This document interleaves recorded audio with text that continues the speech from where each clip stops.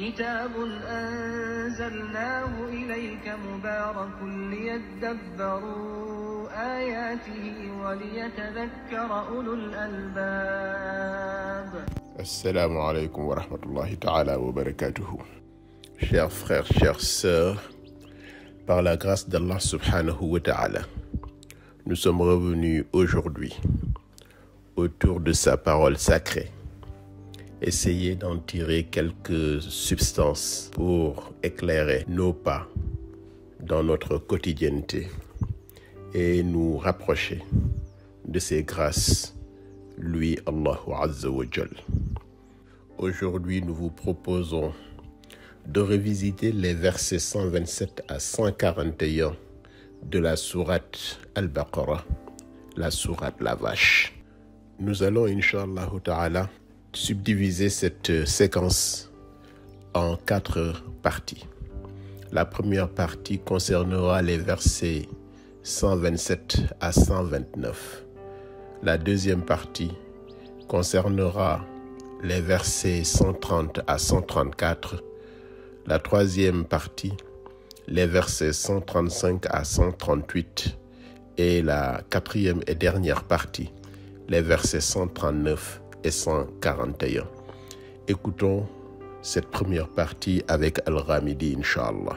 وإذ يرفع إبراهيم القواعد من البيت وإسماعيل ربنا تقبل منا إنك أنت السميع العليم ربنا واجعلنا مسلمين لك ومن ذريتنا أمة مسلمة لك وأرنا مناسكنا وتب علينا إنك أنت التواب الرحيم ربنا وابعث فيهم رسولا منهم يتلو عليهم آياتك ويعلمهم الكتاب والحكمة ويزكيهم إنك أنت العزيز الحكيم.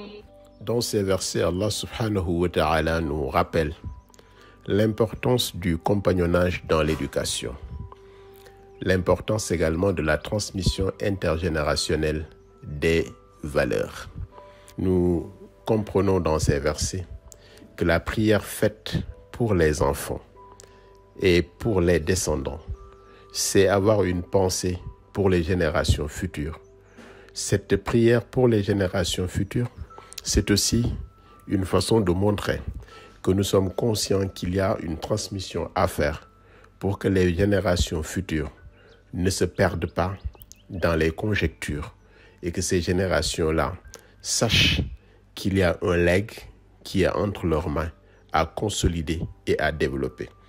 Et quand Ibrahim dit « Wa iz yarfa'u Ibrahimul qawa'ida min al-bayt wa Ismaïl » quand Ibrahim et Ismaïl élevaient les assises de la maison, « Ô notre Seigneur, accepte ceci de notre part, car c'est toi l'audient, l'omniscient. » Al-Qawa'id min al-Bayt, les assises de la maison, ne signifie pas seulement les assises de la maison sacrée du temple d'Allah subhanahu wa ta'ala, mais c'est également les assises de la maison du pays, les assises de la maison de la patrie, les assises de la maison de notre nation. Ces assises doivent être consolidées par les valeurs, consolidées par l'éducation. Et quand Abraham pense à ses enfants et à ses petits-enfants, c'est parce que Abraham voudrait que ces assises bien solides puissent supporter un édifice qui s'élève et qui allait perdurer le long des siècles. Donc, penser aux générations futures, c'est éduquer les générations actuelles aux valeurs auxquelles on croit et leur inculquer le devoir de transmission sans être esclave des traditions. Ici, on parle des valeurs, c'est-à-dire de l'essence, de cette disposition naturelle à agir dans le sens du bien. Mais faudrait-il qu'on y éduque les enfants, génération après génération? Faudrait-il qu'on y éduque les jeunes générations par une pédagogie de la persuasion et non pas par une pédagogie de l'endoctrinement? Ce devoir de transmission est accompagné de la recherche des bonnes méthodes, des meilleures pratiques pour adorer et se soumettre sans rester dans la fatalité, se soumettre au maître de l'univers pour être utile dans cet univers. C'est de la même façon que ces versets nous enseignent que la transformation catégorielle est une œuvre de remise en cause pour remettre à l'ordre les choses et se remettre, après chaque erreur, après chaque échec, sur la bonne direction, car c'est ça le sens du repentir. C'est ce que nous comprenons dans ce verset. Rabbana, waj'alna muslimayni laka wa min zurriyyatina ummatan muslimatan laka wa arina manasikana wa tub alayna innaka antat tawwabur rahim. Notre Seigneur, dit le Coran, fais de nous tes soumis et de notre descendance une communauté soumise à toi, et montre-nous nos rites et accepte de nous le repentir, car c'est toi, certes, l'audient au repentir, le miséricordieux. Oui, le Touba Alayna, accepte de nous le repentir. Ça montre que les échecs, les fautes sont des moments de remise en cause, de remise à l'ordre pour s'élever, se relever et s'élever. Enfin, dans cette transmission intergénérationnelle, il nous faut montrer de la disposition pour les savoirs et les sciences, car c'est par ces éléments que l'on édifie une nation. Il nous faut consolider les valeurs de foi. Il nous faut consolider les valeurs de savoir et de savoir-être et nous mettre sur la voie du perfectionnement moral. C'est ce que nous comprenons dans ce verset quand Abraham dit « Rabbana wa ba'ath fihim rasulan minhum yatlu alayhim ayatika wa yu'allimuhum al-kitaba wal hikmata wa yuzakkihim innaka antal azizul hakim » Notre Seigneur envoie l'un des leurs comme messager parmi eux pour leur réciter tes versets, leur enseigner le livre et la sagesse et les purifier, car c'est toi certes le puissant, le sage. C'est les valeurs de foi, yatlu alayhim ayatika, les valeurs de savoir, wa yu'allimuhumul kitaba, les valeurs de savoir-être, wal hikmata, et la voie du perfectionnement moral, wa yuzakkihim innaka antal azizul hakim. Voici donc ce que ces versets nous tracent pour que nous comprenions que l'éducation de l'enfant, c'est aussi le compagnonnage pour que cet enfant-là comprenne ce que nous faisons, comment nous le faisons et pourquoi nous le faisons, pour que cet enfant adhère à ce que nous faisons, pour que lui-même, arrivé à un âge où il doit s'impliquer, comprenne qu'il y a une voie qui est tracée, qu'il y a des assises qui sont ensevelies sur le sol, mais qu'il y a un édifice qui est élevé et qui doit encore être plus élevé par ses œuvres, en passant par le savoir, par le savoir-être, par la voie du perfectionnement moral, mais également en ayant l'humilité de comprendre que sur cette voie de perfectionnement et d'élévation pour sa société, il y a certainement des moments d'échec, il y a des moments d'erreur, mais la porte n'est jamais fermée parce que ces moments d'échec et ces moments d'erreur, ce sont des moments pour se remettre en cause, pour remettre les choses à l'ordre et pour se relever et pour s'élever en élevant sa propre nation. Chers frères, chères sœurs, essayons de poursuivre notre voyage avec le Coran, avec les versets 130 à 134. ومن يرغب عن ملة إبراهيم إلا من سفه نفسه ولقد اصطفيناه في الدنيا وإنه في الآخرة لمن الصالحين إذ قال له ربه أسلم قال أسلمت لرب العالمين ووصى بها إبراهيم بنيه ويعقوب يا بني إن الله اصطفى لكم الدين فلا تموتن إلا وأنتم مسلمون أم كنتم شهداء إذ حضر يعقوب الموت إذ قال لبنيه ما تعبدون من بعدي ما تعبدون من بعدي قالوا نعبد إلهك وإله آبائك إبراهيم وإسماعيل وإسحاق إلها واحدا ونحن له مسلمون تلك أمة قد خلت لها ما كسبت ولكم ما كسبتم ولا تسألون عما كانوا يعملون.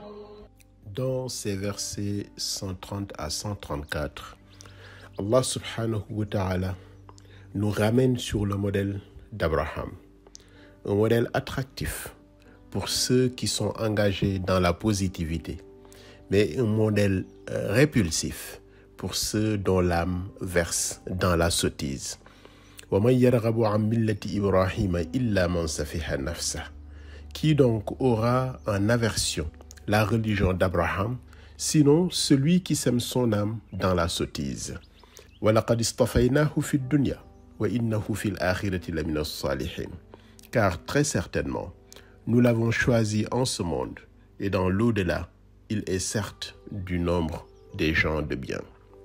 Chers frères, le modèle d'Abraham, c'est un modèle de soumission absolue et totale, sans aucune forme d'associationnisme. Et le Coran le confirme.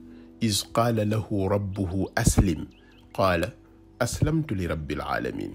Quand son Seigneur lui avait dit « Soumets-toi », il dit « Je me soumets au Seigneur de l'univers ». Une soumission totale, sans restriction aucune, et une entière confiance en Allah subhanahu wa ta'ala, et étant fidèle à l'engagement qu'il a tenu auprès de son Seigneur.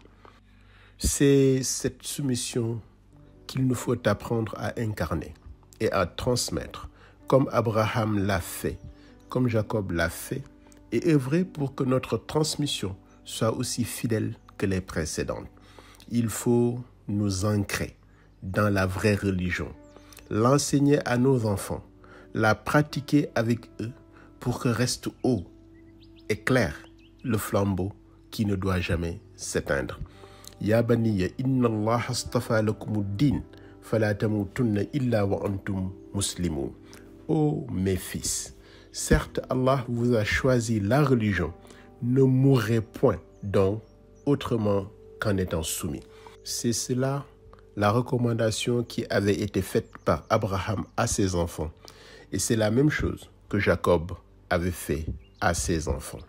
Et de même, nous autres, c'est sur cette voie que nous devons nous engager pour apprendre à nos enfants ce qu'est notre religion, non pas par la théorie, mais apprendre ce qu'est notre religion dans la pratique rituelle de soumission à Allah subhanahu wa ta'ala, mais apprendre également ce qu'est notre religion dans son application sociale, dans nos relations avec les autres, ceux avec qui nous partageons la même foi et avec qui nous nous sommes engagés sur la même voie, mais ceux avec qui nous n'avons pas la même foi, mais avec qui nous partageons cette terre et nous partageons cet univers. Cette religion de soumission à Allah, c'est également une religion de soumission à la paix des cœurs, à la paix dans les sociétés. Et c'est cette recommandation que nous devons faire à nos enfants. Inna Allah astafa lakumuddin, c'est cette religion qu'Allah subhanahu wa ta'ala a choisie pour vous. Fala tamutunna illa wa antum muslimun. Ne mourrez point donc autrement qu'en étant soumis, non pas par le rituel, mais en étant soumis aussi bien par le rituel que par le factuel dans nos relations sociales, dans nos œuvres en société. Et Allah subhanahu wa ta'ala nous enseigne quelque chose de très important, que le fait d'appartenir à une descendance d'élus ne suffit pas pour être parmi les élus. Il nous enseigne que ce sont les œuvres personnelles qui sont gages d'élection.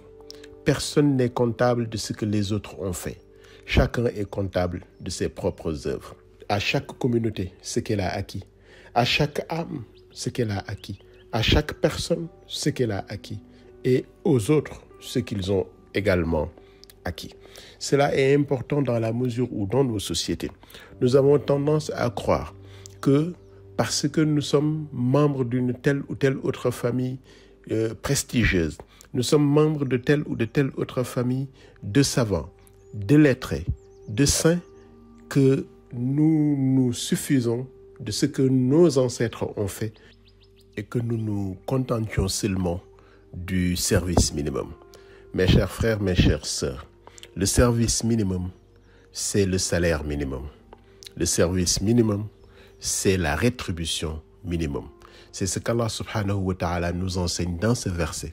Tilka ummatun qad khalat laha ma kasabat wa lakum ma kasabtum wa la tus'aluna amma kanu ya'malun. Voilà une génération bel et bien révolue. À elle ce qu'elle a acquis et à vous ce que vous avez acquis. On ne vous demandera pas compte de ce qu'il faisait. Dans ces versets, Allah subhanahu wa ta'ala donc nous renseigne sur des éléments importants, encore sur la transmission intergénérationnelle, mais surtout sur la soumission à Allah subhanahu wa ta'ala et sur la fidélité à l'engagement, fidélité que nous ne devons pas limiter à nous-mêmes, mais que nous devons transmettre à nos enfants pour que les générations futures suivent cette ligne de conduite et qu'elles ne se suffisent pas de ce que leurs ancêtres ont fait pour dire que nos ancêtres ont déjà œuvré pour nous. Ces générations futures doivent également s'impliquer, œuvrer comme leurs ancêtres, même mieux que leurs ancêtres, pour faire avancer leur société, pour que eux aussi puissent avoir le maximum de rétribution.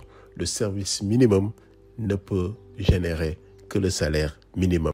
Chers frères, chères sœurs, allons poursuivre notre révision du Saint-Coran avec les versets 135 à 138, toujours la sourate La Vache. وقالوا كونوا هودا أو نصارى تهتدوا قل بل ملة إبراهيم حنيفا وما كان من المشركين قولوا آمنا بالله وما أنزل إلينا وما أنزل إلى إبراهيم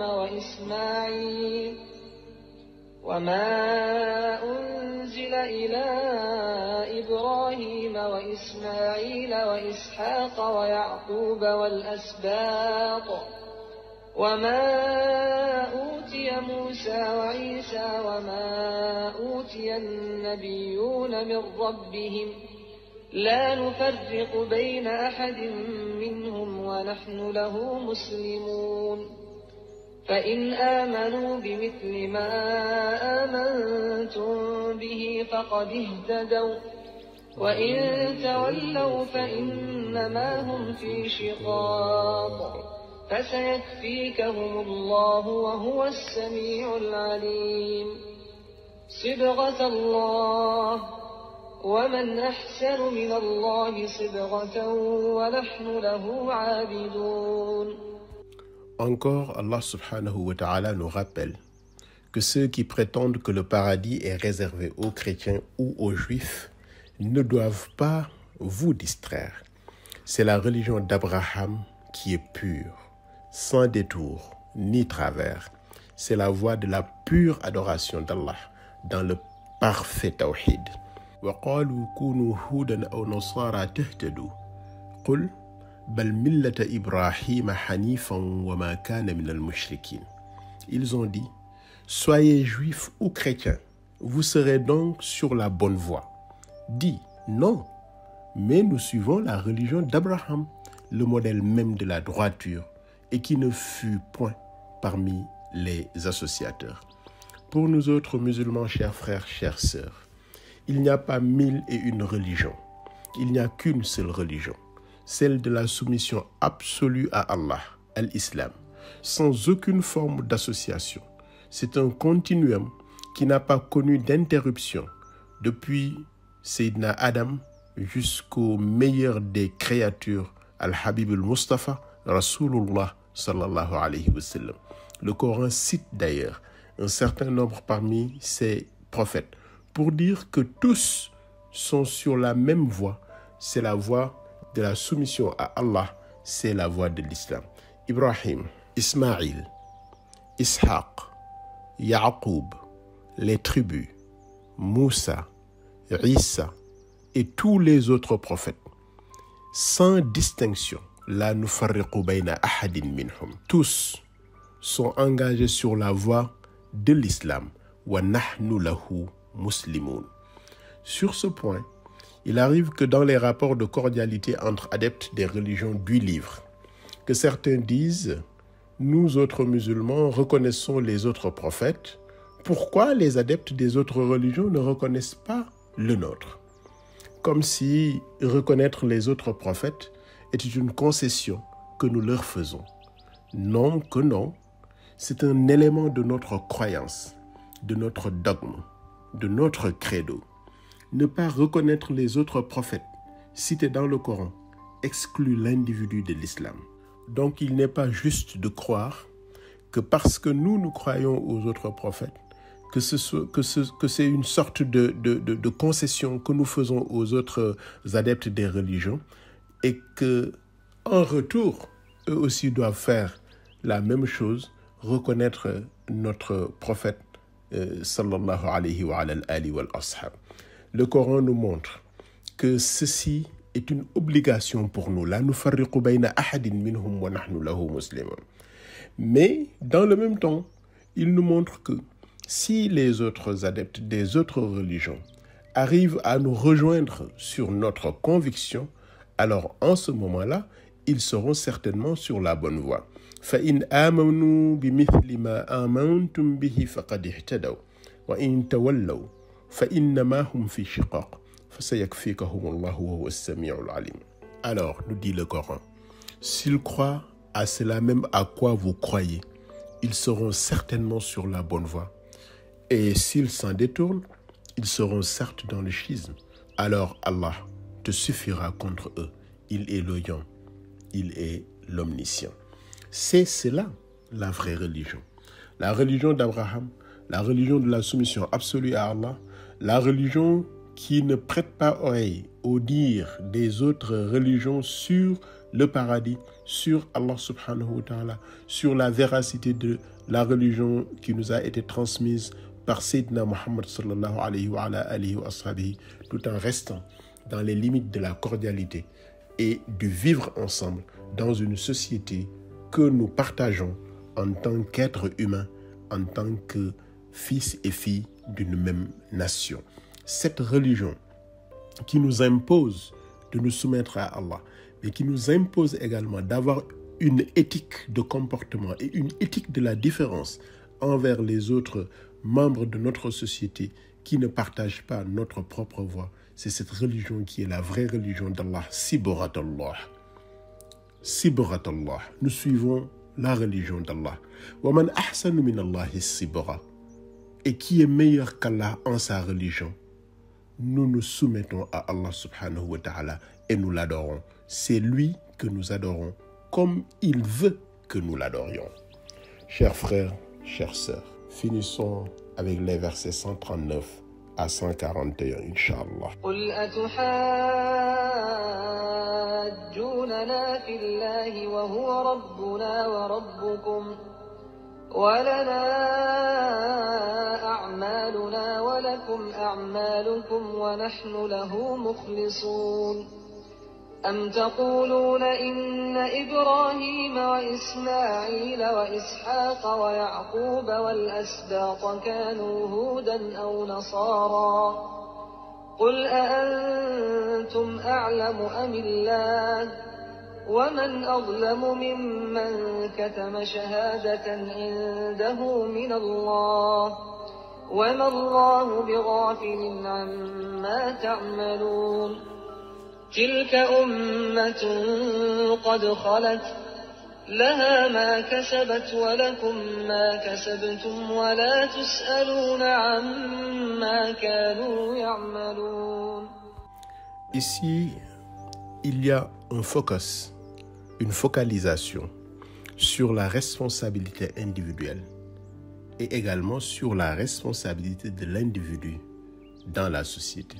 Allah subhanahu wa ta'ala nous enseigne ici que chaque génération est comptable de ses propres œuvres. Il le rappelle puisque nous l'avons dit dans un verset précédent. C'est donc à chaque génération, à chaque peuple, de dresser le cadre logique qui s'ajuste aux objectifs de sa foi, articulé aux enjeux de son époque. Personne n'œuvre à la place de l'autre. Personne n'usurpe les œuvres d'autrui, puisqu'il n'y a qu'un seul Dieu, Allah. Il connaît tout, il sait tout. Il nous faut alors nous engager. Il faut que chaque individu s'engage avec sincérité et persévérance sur la voie en endurant les épreuves comme Ibrahim nous l'a montré. Ce n'est donc pas la peine de s'épuiser sur des discussions vaines sur Allah.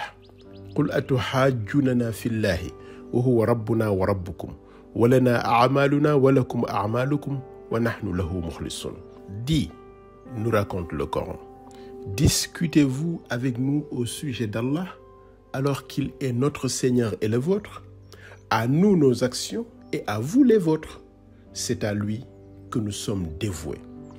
Si nous sommes conscients qu'il n'y a qu'Allah subhanahu wa ta'ala qui est le maître des musulmans et des non-musulmans, il n'y a pas raison de perdre le temps dans de vaines discussions sur Allah est avec nous, Allah est contre eux, Allah est avec nous, Allah est contre eux. Lui, il le dit, Huwa Rabbuna wa Rabbukum.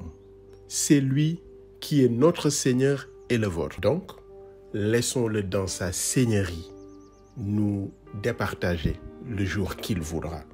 Ce qui importe, c'est que dans ce monde où nous sommes, chacun respecte sa foi et la foi de l'autre, et quand vient le moment d'agir, que chacun agisse dans la sincérité, que chacun agisse en cherchant le meilleur de ce qu'il peut faire. C'est le sens que nous retrouvons dans Walana a'maluna walakum a'malukum wa nahnu lahu mukhlisun.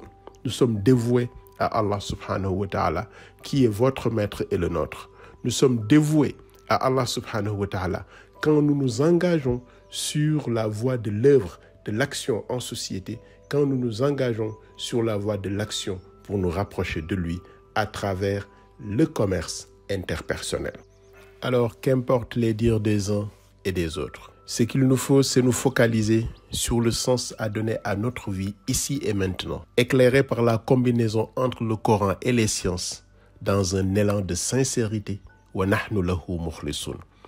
Et en nous engageant ici et maintenant sur la voie de la perfection morale et sur la voie de l'édification de notre société, nous devons toujours avoir en conscience que nos ancêtres, aussi prestigieux soient-ils, nous servent de modèle, mais ne peuvent pas nous engager auprès d'Allah subhanahu wa ta'ala pour les œuvres, aussi prestigieuses soient-elles, qu'ils ont eu à accomplir.